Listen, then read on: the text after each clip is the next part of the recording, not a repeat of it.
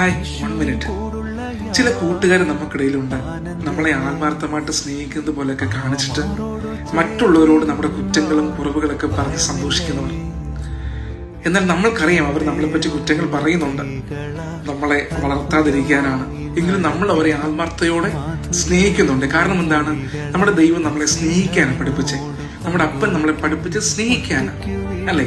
അതുകൊണ്ട് നമ്മൾ അവരെ സ്നേഹിക്കുന്നു. എന്നാൽ ഒന്ന് ഞാൻ പറയാം, നിങ്ങളെ എത്ര നിന്ദിച്ചോട്ടെ, എത്ര കുറവുകളും നിങ്ങളിൽ നിക്ഷേപിക്കട്ടെ, ഈ ഇന്നത്തെ നിന്ന നാളത്തെ നന്മയായിട്ട് മാറുന്ന ദിവസമുണ്ട്.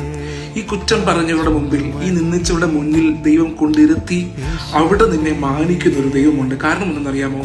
നമ്മുടെ മേലുള്ള വാഗ്ദത്തം കർത്താവ് നിറവേറ്റുക തന്നെ ചെയ്യും. അതുകൊണ്ട് ഭയപ്പെട്ടു പോകരുത്, പതറിപ്പോകരുത്. കർത്താവ് നിന്നെ മാനിക്കും. നിന്റെ ശത്രുക്കൾ കാണുക വിരുന്നൊരുക്കുന്ന ഒരു നല്ല ദൈവം നമുക്കുണ്ട്. മാറാനാണ്.